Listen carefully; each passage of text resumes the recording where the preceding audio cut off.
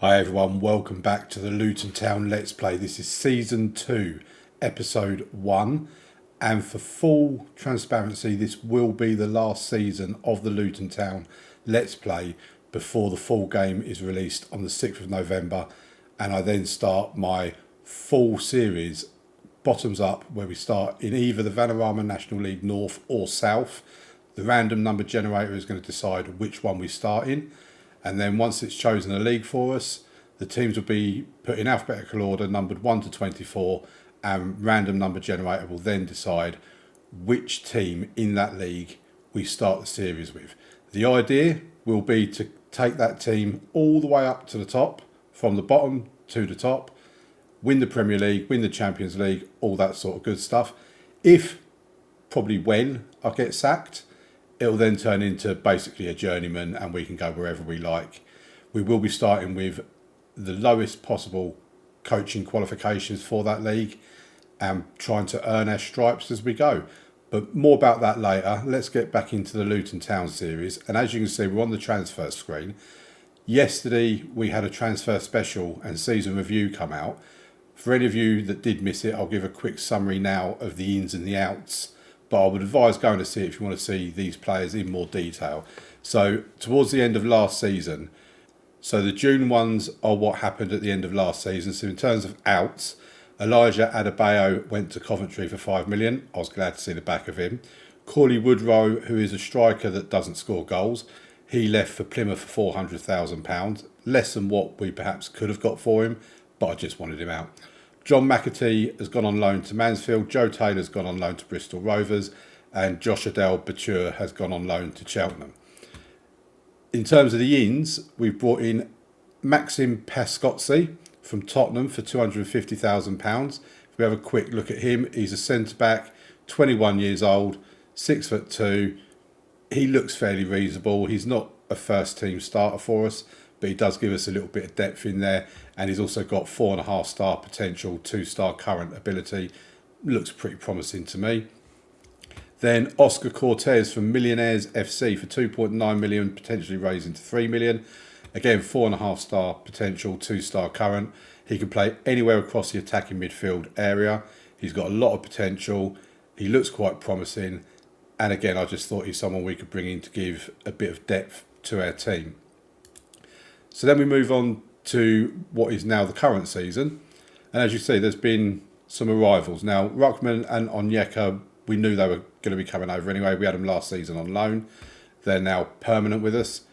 In terms of the outs, Luke Berry has gone to St Johnstone at the end of his contract on a free transfer. Peli Rolokampanzu has gone to Brianza for £850,000. Again, a lot less than what I was hoping to get from him. I was hoping to get 3 million for him, but I just took what was given. Axel Pearsold has gone to Exeter on loan. Alan Campbell, really gutted to have to let him go because I really liked Alan Campbell. He was a good player for us last season, one of our better players. We've lost him to Al Ittihad for 23 million, potentially rising to 26. And Reggie Cannon, who earlier on in the transfer window had a transfer to Al Nassr, I think it was. They came in for him. Eventually, they offered to give me 10.25 million for him. I said, yep, fine. He turned them down. He actually turned them down to stay with us. And I was like, okay, I knew there's a reason why I like Reggie. He's a loyal man. Then Al Ittihad come in, eventually matched the release fee in his contract as well. And his loyalty no longer existed. He was like, yeah, I'm taking the Saudi Arabian money. Now, bearing in mind, they were on like between 30 to 50,000 with us. You look at Alan Campbell, he's now on £120,000 a week with Al Ittihad, sorry. And then Reggie Cannon, he's now on 29,000. So he's not actually got much of an increase in his wages. In fact, he's probably taken a pay cut. So I'm a bit disappointed Reggie left, but we're in a good position. In terms of the ins then, Nicholas Kavalina, he's our new number one goalkeeper, 22-year-old Croatian. His stats look good. He's 3 stars current, which is the same as Jack Walton. He's 4-star potential. When you do the comparison on the two, he is slightly better than Jack Walton. So I think that's an improvement in goal. Then we've got Brandon Williams on a free transfer. I think it was Man United he was at before. Yeah, Manchester United. barely played any games for Manchester United. We got the option to sign him on a free transfer. To be honest, I didn't think he was going to agree to join us. I thought he was probably one of these people. I've been at Man United, I'm not going to Luton Town, but no, fair play to him. He agreed to come in. He's able to play left and right, so again, there's massive depth for us in that. And the fact that he's got the 4-star potential, even though here it's saying that Amari Bell is better than him on the left, I'm favouring Brandon Williams at the moment. Then we have Matt O'Reilly, who's coming from Celtic, and he can play in the defensive area, he can play in the central midfield, or he can play in the attacking midfield. He's a really good level player for us, Danish international, 23 years old, little bit of potential that he can still live. You know, the fact he's played for Celtic means he's played in Europe, so he's got plenty of experience for us, and he will be a great addition to our team. I don't doubt that for a second. He came in for just 5 million. Emil Breivik, I'm so happy we've got this boy. He's come in from Arsenal on loan for £725,000, and there is an optional £3.7 million release clause. If he lives up to his potential, 3.7 million will be an absolute steal. He's probably my signing of the transfer window, to be honest. He's 3.5 stars at the moment, a little bit of potential to go up to 4-star. Norwegian international, only on £28,000 a year. He can play in so many different positions, this guy really can, and he just looks so rounded and so good. And I think he could be someone we fall in love with on this save if he works out. You know, I'm sure he will. I'm sure he's going to do a great job for us. But as you can see, he's been on loan at Lille last year, done okay and didn't do a great deal.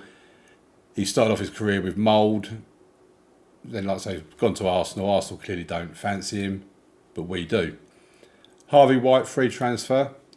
He's, again, basically just a squad player. He can play in the two different areas of midfield. So, yeah, strong left foot, reasonable right foot. I've tried to go for players that do have at least reasonable on their weakest foot. Yeah, he'll be a squad player. Quite happy with that. Then we've got Pagino at Las Palmas has come in, and he's actually the club's record goal scorer. So there's a lot of pressure on this boy.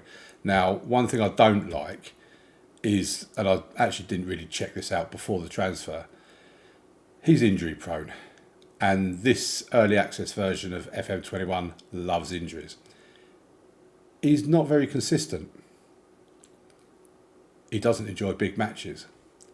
I'm thinking I may have made a mistake, but he's a record player, a record signing. We've got to give him a chance. He can play left side and right. He can also do a job in the middle. Let's see how we get on with him. I'm probably going to nurse him a little bit and try and get him through the season. But the fact that we've got players like Cortez and whatever that can play in his position, I think we should be okay with trying to nurse him through the season, hopefully. And then finally, for 4.5 million, potentially rising to 5.5 million, we've brought in Ricardo Pepi from PSV, 2.5-star current ability, 5-star potential striker. He's not someone I'm looking at being a first teamer for us. He's purely there to support Daryl Dike and Carlton Morris, and hopefully he does a reasonable job and scores when he's called upon. So that's how our transfers have gone on. In terms of our pre-season games, we are trialling a new tactic. We'll get to that shortly, and it's slowly been improving. We've had a reasonable pre-season. We've not really played a great deal, but in pre-season, I'm firmly of the belief that you play against a lot lesser teams to get confidence in the team.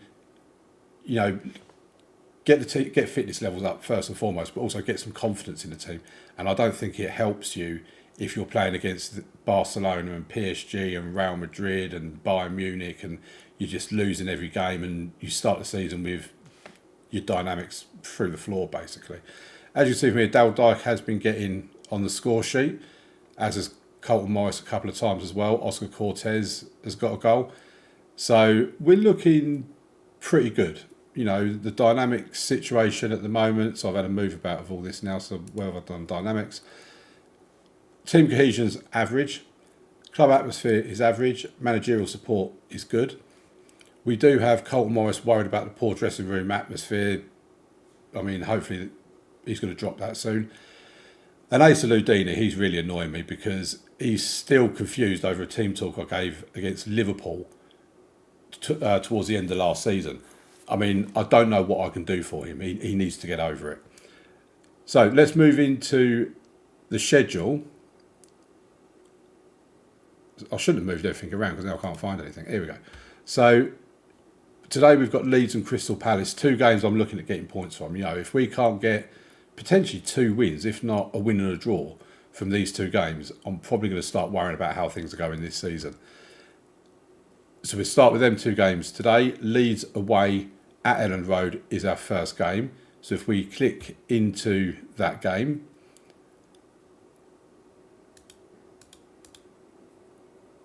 so as you can see, we've got Leeds United. It's going to be interesting to see how the season shapes up with who ends up being the relegation teams this season. I'm sure we will be one of them that's in and around it, but I'm also sure Leeds United and probably Crystal Palace are going to be amongst that. Crystal Palace do have Southampton today at Selhurst Park. Good opportunity for them to get off to a good start. Bournemouth and Brentford have already played each other. They played yesterday and that ended up as a draw. So both teams have got a point to start the season. So we'll accept opposition instructions.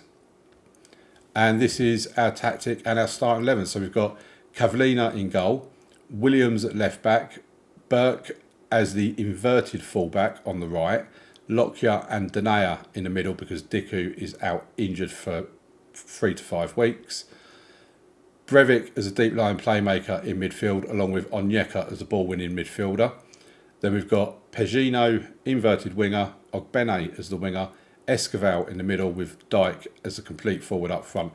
I am debating whether I keep that as a complete forward or whether I put him as an advanced forward. In fact, no, do you know what? I'm going to put it as the advanced forward. So the idea is that with Danaya in the libero role, he will move forward into midfield to help give some support in this midfield, while Burke moves over to cover his position here. When we lose possession, Burke will then move over, Danaya will then drop back, and will be in defence will be a flat back 4, but in attack we will be 2 to 3 in the middle, 3 in midfield, 3 up here, and then Dyke up the top. If this tactic doesn't work, I've also got a tactic that I've been employing with Liverpool in my stream save, and I might even merge that over into this game as well, because in pre-season at least I've been quite impressed with this pre-season with this new tactic, which involves inverted wing backs coming into midfield and a half-back that drops into the centre. And I've been looking out on the data analyst screen, and it's been looking really good. So this is the team. We'll click submit, and let's get into the match. Moment of truth, folks. Have our signings been good? Will they work out in this league? Will we get sacked even? So here we go. Leeds United at Elland Road, their newly promoted team. We need a win to start the season. Let's get this going. So we're starting off without the highlights. What I do want to do actually is I'm going to start off with putting this on a data analyst screen for the no, I'm not, because if I do that I'm going to end up continually pausing like I do in the Liverpool stream, and that's just going to drive you mad. But it is quite fascinating. If you're doing a new tactic, I highly advise you use the data analyst screen for the highlights and just see the positions that your players get into when you're in attack and how they all drop back again when you're in midfield. It's fantastic. It's one of the new features in FM, and it is really good. Right, here we go. First highlights. So Burke gives it to Ogbene. He's lost possession. That's not promising. We win it back. Pagino now has it in midfield. He's out wide. He gets a cross in towards Daryl Dyke. Oh, I thought that was going to be a goal. Good crossover from Pagino. That was absolutely on point for Daryl Dyke, and he probably should have at least got it on target, let's be fair. We've not had a shot on target. Leeds have had 2. But we have had more of the possession, which is key. I don't want to lose too much possession. Okay, so 0-0 at half-time. Proud of everyone's... Emil Breivik's nervous. I don't know what you're nervous for, my friend. I'm proud of you. So here's Leeds on the attack. just at the start of the second half. Oh my word, how did that stay out? Ogbene now on the attack for us. He finds Onyeka. Oh, we lose possession. Okay. That was a hell of an effort from Leeds United. Lockyer then with the free kick to Brandon Williams. Ball over the top towards Esquivel, but it's too far. Meslier claims it. Esquivel is actually the furthest man forward there as the attacking midfielder. Burke calmly back to Cavallina. Here's Lockyer. Long ball over for Pagino, and it's worked out for us. He's given it to Daryl Dike. Breivik. Oh, couldn't quite find the man in the middle. And now they're going to... Noto's going to... Oh, don't score, please. No. Jack Harrison, completely and utterly unmarked at the back. That is disappointing, to say the least. Completely and utterly unmarked. That was on our right-hand side. That could be the inverted fullback part not working out in our favour. So let's make some substitutions. So Esquivel can come off, and I think we bring on Cortez. Now Matt Riley, actually if we bring him on, swap them over, we'll leave that for the time being. Can we get back into this game? It's not looking like it. So Carlton Morris can come in for Daryl Dike, and Brandon Williams can come off for Amari Bell. Yeah, that inverted fullback thing I think is what cost us on that goal. So it's with Leeds again. Manning's running away from his goal, or from our goal. Somerville through to Noto. Oh, I thought that was going to be 2-0. Leeds have been the far better team in this game. There's no doubt about that. We've struggled to create chances. Our XG is 0.66 compared to their 2.08. And it's going to be a win for Leeds United. But oh, hang on, we have a free kick. Breivik will take it. We rarely score from free kicks last season. Oh, is it the crossbar?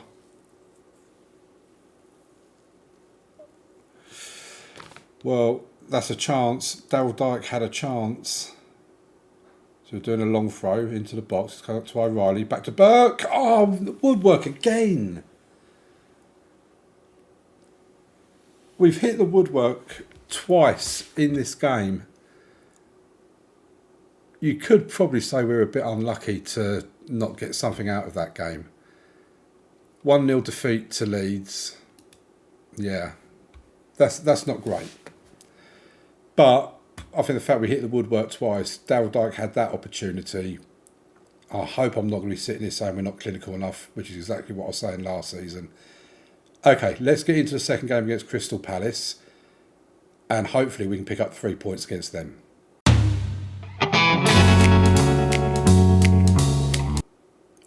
Okay, welcome back.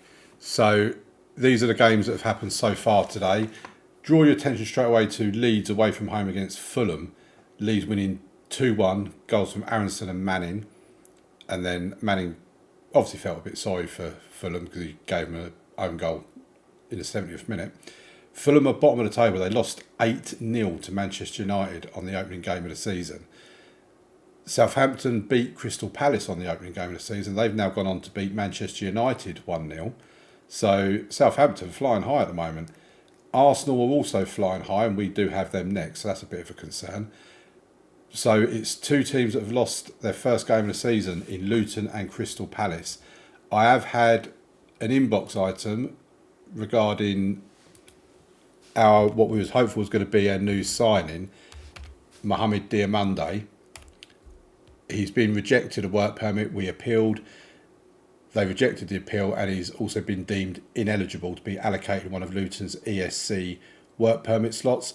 So that is not going to happen, which is quite unfortunate because he did look a good player, and I was looking forward to having him in. So if we move back onto our tactics screen now. We're making 2 changes for the game against Crystal Palace. Leyduni is going to come in for Frank Onyeka. Now, there is a reason behind that. He has finally dropped his concern over my team talk that happened about 5 months ago, which I was thrilled about. I thought, finally, we've now got a happy Leyduni. And then the next day he came to me that he's not happy because he's not playing enough. So he is actually a good player. So I've said that I will give him that playing time. So he's in place of Onyeka. And O'Reilly is in place of Mateus Esquivel, mainly because Mateus Esquivel didn't have the greatest of games against Leeds. And he's also been very poor in training, getting a 6.1. So we had a chat, told him his performances weren't good enough. He's agreed to improve.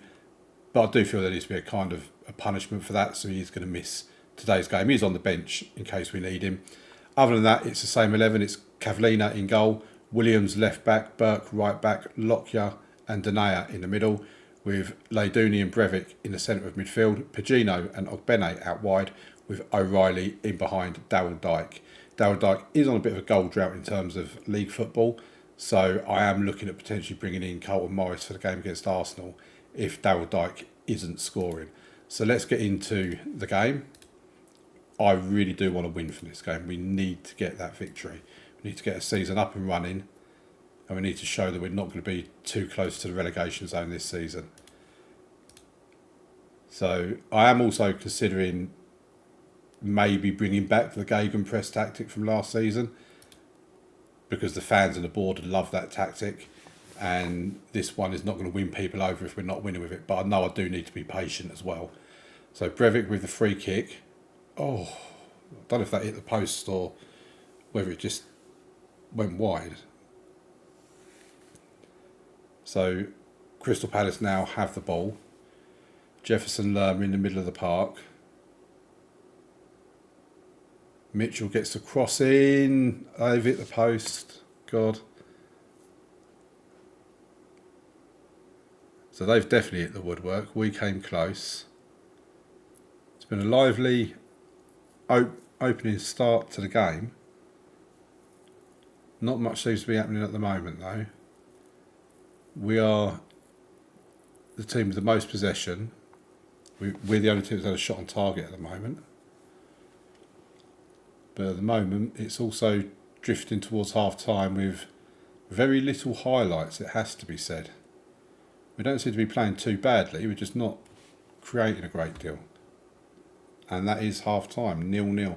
I think at the moment that's got to be your stereotypical bore draw at the moment. You know, we're going on last on match of the day tonight, without a doubt. Right, here we come then. Williams to Pagino, but he's lost out to Castagna. And Crystal Palace can now bring the ball forward. They have got some players, really, when you look at lots of Doucouré, Elise, Eze, Edouard, Mateta, all that sort of stuff. Here's Castagna again. Gets a cross in, and Odsonne Edouard, oh dear, has given Crystal Palace the lead. Maybe we're not as good as I thought we were. Do we go Gegenpress for the last 30 minutes? Bring on a couple of substitutions. I think that's what we're going to do. So, where's the Gegenpress?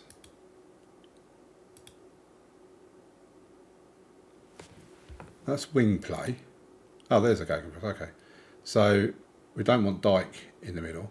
Now, how's O'Reilly been performing? He's on a 6.5, so we can put Leyduni down here as a ball-winning midfielder. We could bring on... So Matt Riley and Breivik we can leave in here. So I'm actually liking this better than the other formation, to be honest. So Carlton Morris can come on for Daryl Dike. And do we bring on Oscar Cortez for Pagino? I think that's what we're going to do.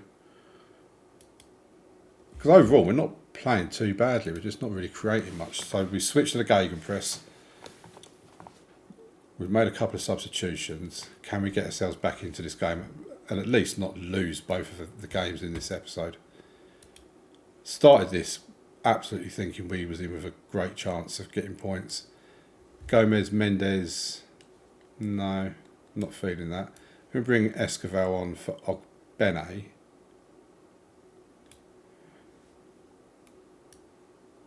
And Onyeka can come in for O'Reilly.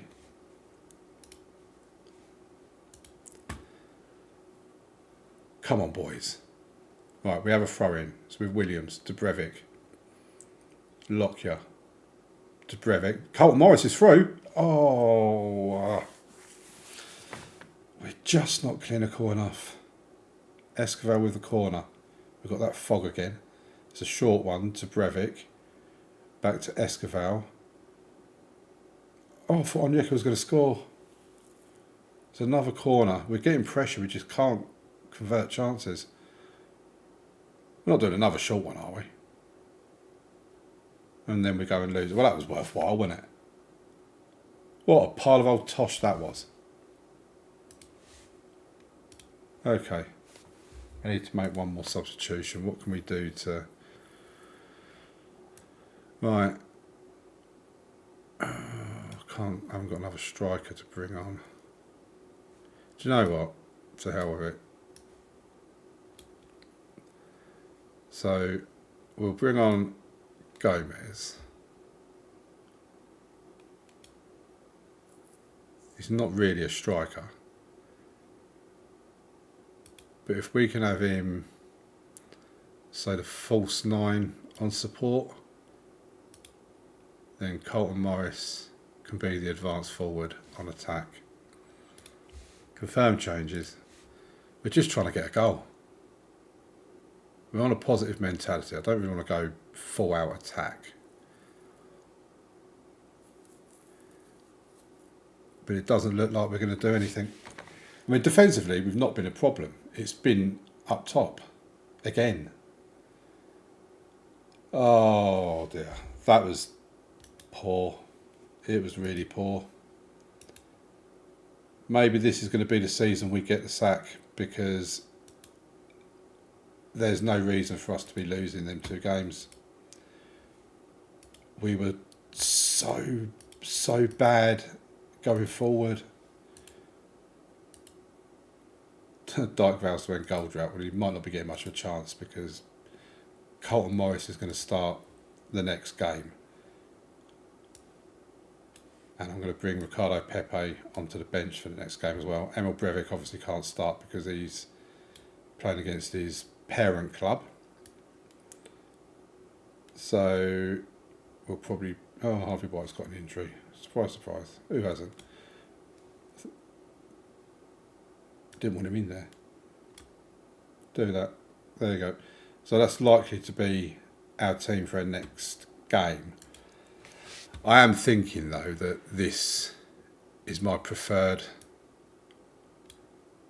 formation. They do need down there. I mean, it's also a way of being able to get Onyeka into the team as well. That'd be the better way of doing it. Right, well, that's the end of that episode. Don't forget to leave a like on the video. Subscribe to the channel if you're not subscribed already. Turn the bell on if you want to be notified of more videos.